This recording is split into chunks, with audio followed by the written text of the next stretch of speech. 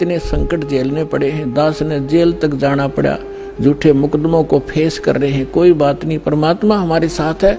हमारा एक बार ज्ञान निखार हो जा।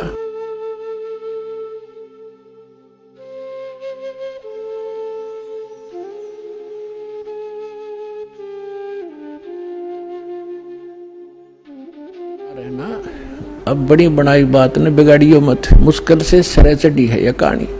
कितने संकट झेलने पड़े हैं। दास ने जेल तक जाना पड़ा, झूठे मुकदमों को फेस कर रहे हैं। कोई बात नहीं, परमात्मा हमारे साथ है। हमारा एक बार ज्ञान निखार हो जा, फिर चाहे फांसी दे दियो मेरा, एक बार परमात्मा का ज्ञान उसके बच्चों तक पहुंच जा।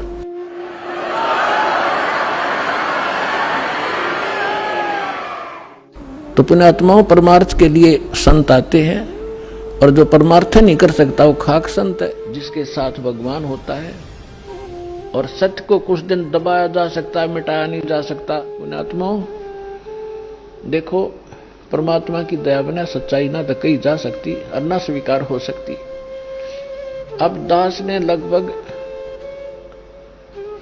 10 वर्ष हो गए टीवी चैनल पे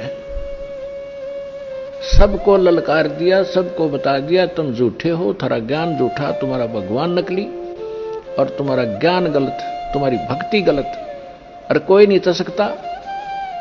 एक शब्द कह के दिखा दो, कोई एक संत एक दूसरे के प्रति हंगामा मचा दे, क्योंकि वो झूठे को झूठा कहेगा। और यहां परमात्मा के ज्ञान के आधार से कहा जा रहा है, कोई सब बोल नहीं रहे, बोल रहे तो उनकी दूनी विद पिटे।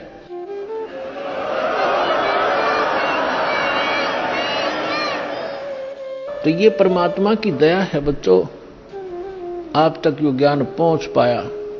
ये दास जाने या भगवान जाने या मेरे साथ उस समय से लग रहे ये आपके भाई बहन इस संघर्ष से वो परिचित हैं। बहुत मैं उस दिन को बहुत खुशकिस्मत मानता हूँ कि उस दौरान मेरी जहाँ पर गुरुजी बनते वहाँ पर मेरी ड्यूटी लगी हुई थी। तो गुरुजी आए, जैसे आके वहाँ बार के अंदर लेट गए। शाम को तो हमने ये सोचा भाई गुरुजी अब आए हैं, रिमांड से आए हैं, अब तो इनको आराम करते, सुबह बातें करेंगे। जब ही सुबह ड्यूटी हो, फिर मेरे ड्यूटी वहीं लगनी थी, वहीं परमानेंट ड्यूटी होती थी 1 महीने के लिए, मेरी वहीं ड्यूटी थी। उसके बाद गुरुजी यहाँ से सुबह जैसे ही गुरुजी को मैंने नज़दीक ही गया, गुरुजियों ने मेरे से पूछ लिया, अक भाई हवलदार कौन से गांव का है तू? माँ जी मैं कंडेला गांव का। गुरुजियों ने कहा भाई कंडेले के तो बहुत भगत हैं मेरे। माँ जी हाँ बहुत भगत हैं। हाँ, गुरुजी संत रामपाल जी महाराज ने मेरे ही बड़े भाई का नाम ले दिया। एक ओम प्रकाश है भाई मेरा कंडेला का बहुत बढ़िया भगत है। देखो कितनी अखबार में कितने सुनने के कारण मैं अपने भाई को मना कर दिया कि मैं नहीं जानता। इतना बुरा प्रचार सुनने के बाद मैंने अपने भाई को भी खुद मारा, माँ जा भाई मैंने ये कह दिया जी मैं नहीं जानता उसको। गुरुजी ने कहा भाई जान या ना जान मेरा भगत है वो। माँ जी ठीक। गुरुजी ने मेरे को बिठाया, सृष्टि रचना सुनाई। मेरे को सृष्टि रचना सुनाने के बाद गुरुजी ने कहा बेटा ये बिल्कुल सत्य है जो सृष्टि रचना मैंने तेरे को सुनाई, इसको आपने ऐसे लगेगा जैसे ये मनगढ़ंत कहानी है। तो मैंने सृष्टि रचना सुनने के बाद मेरी ड्यूटी ऑफ हो गई, मैं चला गया। उसके बाद मैं संपर्क में, जैसे ही ड्यूटी होती हमारे गुरुजी संपर्क में चला जाता, मैं वहाँ बैरक पे चला जाता और पूछता रहता। एक दिन मैंने वैसे पूछा गुरुजी आपके जो भगत हैं ये आपको परमात्मा मानते हैं? तो बोले भाई हाँ जी परमात्मा मानते बेटा मेरे को। माँ जी नहीं मानते परमात्मा, क्योंकि मेरे अंदर तो अड़ंगा भरा हुआ था, मैं 2 कौड़ी का इंसान। तो उन्होंने बोले क्या बात है बेटा? माँ जी जब आप भगवान मान लिए तो फिर उल्टा कदम क्यों रखना, वो फिर डर क्यों रहे, हम तो सामने आना चाहिए। हमारे गुरु जी ने कहा बेटा कोई बात नहीं, अब थोड़े डर रहे हैं वो सामने भी आएंगे। तो ऐसे हर रोज मैं गुरुजियों से पूछता जी ये जो आप मार्ग बता रही, ये रोड़ा क्यों हुआ, क्या कारण था इसका? तो गुरुजियों ने बताया बेटा ये 70 प्रकाश पुस्तक पर रोड़ा था सारा, मैं प्रोजेक्टर पे दिखाता था इसको, और ये जितने भी आर्य समाजी हैं, ये आचार्य बैठे हैं, ये इसको बेचकर रोजी रोटी बना रहे हैं। इसमें वास्तविकता कुछ लिखी हुई है और समाज को बता रहे हैं कुछ अलग। तो उस बात पे ये रोड़ा था सारा। तो मैं एक इस परोपकार का ये काम कर रहा हूँ, ये भक्ति विधि सही बता रहा हूँ। मैं कहने लगा जी इस पृथ्वी पर ऐसा इंसान कोई नहीं जो परोपकार के लिए निस्वार्थ भाव से कार्य करता हो। तो गुरुजी ने कहा बेटा ये दास है। तो उस टाइम मेरे वैसे तो मन में अड़ंगा भरा था। मेरे गुरुजी ने कई मेरे उस बात का विश्वास, माँ जी मेरे ये बात जचती नहीं। तूने बोला बेटा जचो या ना जचो, मैं तेरे को जो बता रहा हूँ ये सत्य है। तो उस प्रभाव से मैं गांव में जो मेरा दोस्त केबल चलाता था उससे कहने लगा, मैं तू कैसेट चढ़ा कर गुरुजी ज्ञान में ज्ञान, तो तत्व ज्ञान संदेश की कैसेट थी। उसमें जैसे मैं हर रोज घर जाता रहा तो वो कैसेट चलवा देता। एक दिन मैं कैसेट सुन रहा था, रात के 9:30-10 बजे का टाइम था। तो एक कैसेट इतनी मार्मिक कैसेट थी, उसमें मैं क्या बताऊं, मेरे गुरुजियों के लिए मेरा हृदय पाट गया था। वो परमात्मा सतगुरुदेव उन्होंने कहा कि इस दास की जीभ कट जाए अगर झूठ बोलता हो तो मैं इस परोपकार समाज के लिए ज्ञान छुड़ा रहा हूं।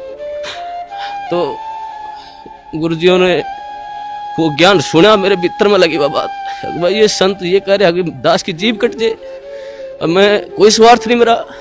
तो मेरे वह बात भीतर में लगी। उस दौरान फिर मैंने वो बात गुरुजियों से कही, माँ गुरुजी ऐसे ऐसे कैसेट सुनी आपकी, बहुत निर्मल ज्ञान है। फिर मेरा जो भीतर अंगा भरा हुआ था वो बार बार फिर वो वापिस हटा देता था उस ज्ञान को। एक दिन रात को 2 बजे मेरी ड्यूटी थी, मैं गुरुजियों के पास गया तो गुरुजियों ने फिर बिठा के मेरे को कहा, बेटा ऐसे भक्ति करनी चाहिए परमात्मा की।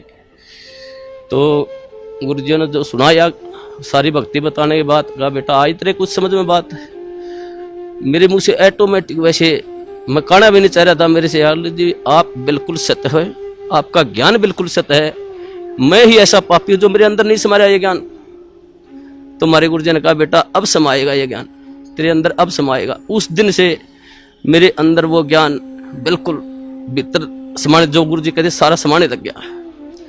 एक दिन जैसे ही गुरुजी ऐसे घूम रहे थे, मैं भी वहां पर बैठा, जब लोग मैंने उपदेश नहीं दिया था, मैं वैसे ज्ञान सुनता था मैं। तो एक भक्त ने, एक जैसे मुलाजिम आया, मेरे साथ का साथी, उसने आते ही गुरुजियों से कहा, हंसते हुए कहा, अजी आपको तो मिट्टी में मिला दिया। हमारे गुरुजी ने कहा, हाँ बेटा मिट्टी में मिला दिया भाई। लेकिन ऐसा उदाहरण दिया हमारे गुरुजियों ने एकदम से सटीक, भाई जमींदार 40 किलो अन्न मिट्टी में मिलाता है, 70 मन उठा के ले जाता है वहां से। वैसे तो इस पृथ्वी पर संत आता वो जेड़ मारना नहीं चाहिए वैसे तो, लेकिन इस संत को, इस दास को याद करया करेंगे कि उन दुष्ट आचार्यों ने अपनी रोजी रोटी के लिए ऐसे संत को, जिसकी आंखों में बिठाकर पूजा करनी चाहिए, उसको जेल में डलवा दिया। ऐसा मार्ग जो पृथ्वी पर संत रामपाल जी महाराज जी चला रहे थे, उस मार्ग को लगभग 2.5 वर्ष के लिए बंद करवा दिया। ऐसा मार्ग, हे परमात्मा, ऐसा गुरुजियों से वहां देखता, आज जो गुरुजियों पर आरोप लगाए गए, ऐसे आरोप, इंसान पागल होकर मर जाए, ये तो समर्थ परमात्मा है। इन्होंने तो वहां पर इतनी भी शकीन नहीं थी इनके, हर बार ऐसा निर्मल ज्ञान, ऐसा प्यारा ज्ञान। फिर उसके बाद हम गुरुजियों से मैं कहता हूँ, गुरुजी नाम उपदेश देवदास को, तो मेरे गुरुजियों ने मेरे को मना कर दिया कि बेटा अभी नहीं, आप और थोड़ा समझो ज्ञान को, और थोड़ा ज्ञान को समझो, उसके बाद लेना गया आप उपदेश। मैं घर जाता, कैसेट चलवा लेता, मेरे जो दोस्त था उससे, भाई कैसेट चला गुरुजियों की, वो कैसेट मैं सुनता रहता। तो जैसे मेरी भक्तमती थी, मेरी घरवाली थी, वो मैं बाहर जाता तो ऑफ कर देती चैनल को, दूसरा लगा। मैं कहता जी आप इसको बंद मत करो, ये मैं सुनता हूँ, आपने नहीं सुनना तो आप आराम से वो करो। तो मैं हर रोज सुनने लगा गुरुजियों का ज्ञान, तो वो मेरे भीतर समाता गया। उसके पश्चात कई बार गुरुजियों से वहाँ पर जेल के अंदर, जैसे मैं गुरुजियों से बताता, गुरुजी आपके ये सत्संग सुना मैंने, तो गुरुजी फिर दोबारा बताते मेरे को। तो ऐसे होते होते लगभग 6 महीने चले गए और 1 साल से ऊपर, लगभग 1.5 साल गुजर गया। फिर मेरी ड्यूटी प्रशासन ने मेरे को क्या कराया कि ये तो संत रामपाल जी को मिलने जाता है, इसकी ड्यूटी बाहर लगा दो जेल से। मेरी ड्यूटी बाहर लगा दी गई। बाहर लगाने के बाद अंदर मेरे को जाने नहीं दे, ज्ञान व नाम उपदेश मेरे को मिला नहीं। एक दिन वैसे गुरुजी, सोमवार का दिन था, 24 अगस्त को 2 बजे गुरुजी मुलाकात पर आए हुए थे। उन्होंने आने के बाद मैं जैसे ही मौका लगा कर डोडी में चला गया और मैंने ऐसे गुरुजियों की तरफ ऐसे आदर भाव से प्रणाम किया। गुरुजी ने इशारा कर दिया मेरी तरफ, बेटा इधर आ जाए। मैं चला गया। जाते ही परमात्मा ने, सतगुरुदेव रामपाल जी महाराज ने मेरे को नाम उपदेश दिया और कहा, बेटा बाहर जल और मिश्री ले लेना, भक्तों को कह देना। वो दिन है, मेरे को उस दिन से ऐसे नाम उपदेश मिला। तो हमारे नाम उपदेश लेने के पश्चात जो प्रशासन था, जेल प्रशासन, सभी मुलाजिम, सुप्रिटेंडेंट, सभी हमारे खिलाफ, 2-4 और दोस्त थे मेरे साथ, कई और दोस्त थे जिन्होंने साथ में नाम लिया था। तो प्रशासन खिलाफ हो गया। उन्होंने एक दिन हमारे को बुलाया और कहा, भाई आप वर्दी में लेटते हो, यहाँ उस रामपाल के चरणों में पड़ते हो, आप यहाँ पर सारा प्रशासन ये महसूस करते हैं, बेइज्जती महसूस करते हैं। हमने कहा, जी परमात्मा की बातें हैं, हम तो कौन कहने वाले हैं। परमात्मा ने की दास है, सतगुरुदेव रामपाल जी महाराज की दास है। मैंने जेल सुप्रिटेंडेंट को कहा, जी आप जिस वक्त ड्यूटी पर आते हो, आप परमात्मा को मानते हो? तो वो कहने लगे, जी मैं मानता हूँ। उस सुप्रिटेंडेंट को मैंने कहा, जी आप जब घर से आ रहे हो तो रास्ता मंदिर पड़ता हो, तो आप वहाँ झुको नहीं गए, उसके प्रणाम नहीं करोगे? जी बोले, भाई मैं करके आऊँगा प्रणाम। तो मैंने कहा, जी हमारे तो परमात्मा सतगुरु रामपाल जी महाराज है, मंदिर भी हमारे, तो ये सब कुछ ही है जी, हम नहीं रुक सकते जी, हम प्रणाम करेंगे ही करेंगे। आप हमारे को सस्पेंड करो, डिसमिस करो, कुछ भी करो। तो उन्होंने बोले, भाई ठीक है, तुम नहीं मानते तो करते रहो। तो ऐसे ही सारा प्रशासन का ये सिस्टम चलता रहा जी। उसके पश्चात जिस टाइम ये क्रोथा कांड हुआ, उसके पश्चात जब ये क्रोथा कांड हुआ था, हमारे पास डीसी ऑफिस से और एसपी ऑफिस से 2-4 मुलाजिम आते थे जेल पर, वहाँ पर पुलिस के। तो हम उनसे पूछते थे, भाई वहाँ पर क्रोथा कांड ऐसे हुआ, आप वहाँ थे, मौजूद थे वहाँ पर? वो कहते थे, भाई हम वहाँ पर मौजूद थे, ये बातें सारी सच्चाई हैं। तो ऐसे वो हमारे को बता करते कि दूसरे साथ में उठते बैठते खाते पीते थे वहाँ पर। फिर जब हमें ज्ञान हुआ, गुरुजियों ने बताया, भाई ये सौदा अलग था, सत्यार प्रकाश का रोड़ा था, सच्चाई ये है। तो फिर हम उसे बहस करने लगे, भाई तुम वहाँ बताओ, वहाँ पर ऐसे हुआ था और ये गुरुजी बता रहे हैं ऐसे, सच्चाई है ये। तो एक दिन मैं उनसे ऐसे बहस कर रहा था, भाई तुम झूठ बोलते हो। फिर एक मुलाजिम ने मेरे को बताया, बोला भाई सत्य है, हम उस टाइम झूठ बोलिया कर दे, ये सच्चाई नहीं, सच्चाई जो तुम बता रहा है ये है सत्य। जब मन में आए, परमात्मा ए सतगुरुदेव ऐसे जुल्म ढाए उन दुष्टों ने, फिर भी समाज, फिर भी देखो कितने झूठ, एक दोरा रोटी खाने वाला आदमी झूठ बोल रहा है, झूठ बोलिया कर दे एक भ्रमत करने के लिए। तो उस दिन से फिर वहाँ से फिर पक्की जद्दल में जज की, भाई ये सारा जो समाज है झूठ है, गुरुजी जो कह रहे हैं वो बिल्कुल सत्य है। उसके पश्चात हम गुरुजियों के साथ रहते थे, जाते थे, प्रणाम करते थे। प्रशासन हमारे खिलाफ हो गया, प्रशासन ने हमारी ट्रांसफ़र करवा दिया अम्बाड़ा, भाई तुम अम्बाड़ा चले जाओ कहने लगे वो। तो उससे हमारा ट्रांसफ़र होने से पहले की बात है, जैसे हम गुरुजियों से मिलते थे, जो प्यार होता है गुरुजी हमारे को, एक जैसे मेरे नाम उपदेश ले रहे थे, मेरे मन में आता था, मैं गुरुजियों के पास जाता, मैं मेरे नाम उपदेश लिया, जैसे गया मैं, मेरे मन में आई भाई इतना अपने कदे पिता के बाप पाँ नहीं पकड़े, आप इसके पास पाँ कैसे पकड़ोगे। मैं जैसे ही बार के नज़दीक गया, मैं वापस चला गया।